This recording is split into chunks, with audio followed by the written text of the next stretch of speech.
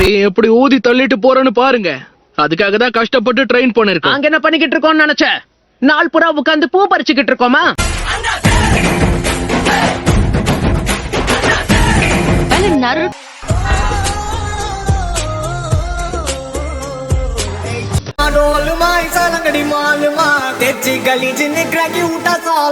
கிடையாது.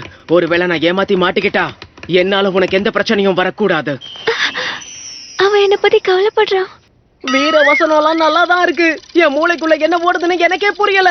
நான் எப்போ இவ்வளவு நல்லவனா மாறினேனே தெரியல.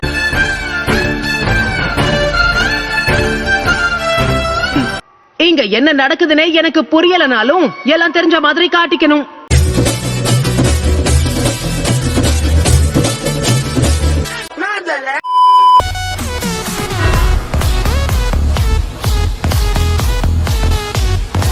நீங்க எப்படி சமாளிக்கிறீங்கன்னு பாக்கணும்னு நினைச்சேன்.